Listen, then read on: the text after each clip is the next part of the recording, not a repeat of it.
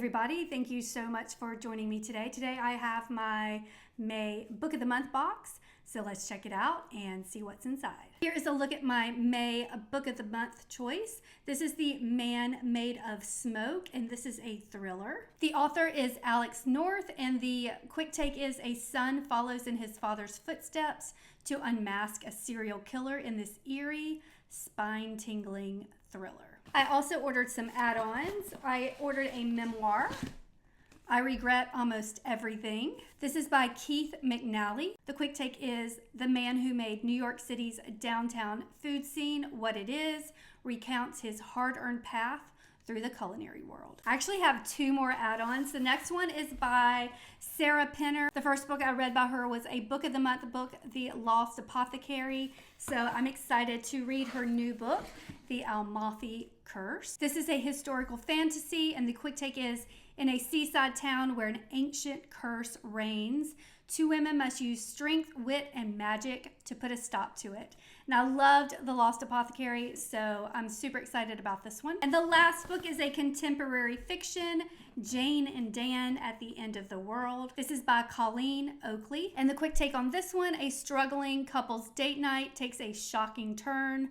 Will they save their lives, or harder yet, their marriage? And at the bottom of the box, we have this month's bookmark. It's been pages since we met. The Man Made of Smoke was my May choice, and the other choices for May were Home of the American Circus, which is a contemporary fiction by Allison, Larkin. The Names, a contemporary fiction by Florence, Knapp. Literary fiction, The Bombshell by Darrow, Farr. A fantasy, Silver Elite by Dani, Francis. And a memoir, A Live Day by Karie, Fugett. I read 3 books in the month of April. One of the first ones I read was Broken Country. I love this book. It was a historical fiction that takes place in 1968.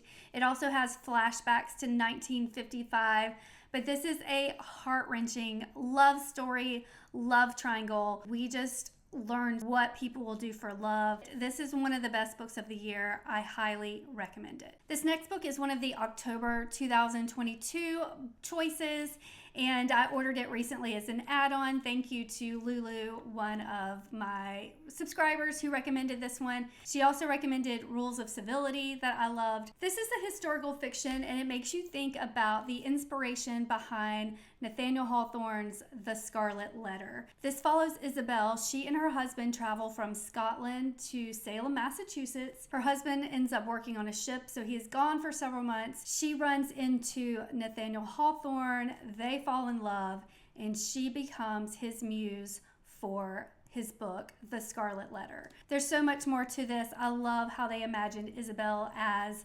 Hester Prynne, and this makes me want to go back and read The Scarlet Letter. If you love to think about how the classics might have been inspired, definitely check out Hester. The next book I read, this is called The Griffin Sisters' Greatest Hits, and I think so far on my list for the best book of the year is The Favorites, but I'm going to put this one right up there with it. I love this one. This is a contemporary fiction that takes you back to the 2000s, and I think one reason I loved it is because I loved 90s and early 2000s pop music, and this follows 2 sisters, Cassie and Zoe. Zoe is beautiful, fun, loves being the center of attention, and her sister is a musical genius, and she is not confident about her looks and would much rather be hidden in the shadows than paraded on stage. We follow them as they get a record contract and they go on tour, and then we flash forward to current.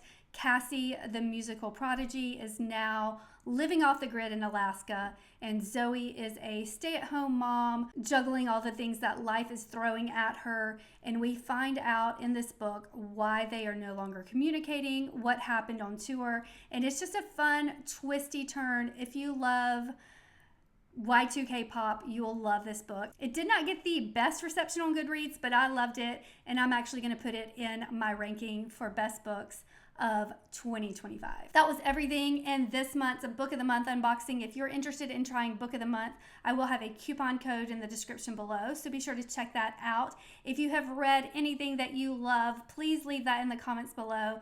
Like I said, I love getting suggestions from other readers, things that I would normally not. I never would have chosen Hester if it had not been recommended, and I'm so happy that I read this one. So any recommendations, please leave those in the comments below. And that's it. As always, thank you so much for watching, and please subscribe.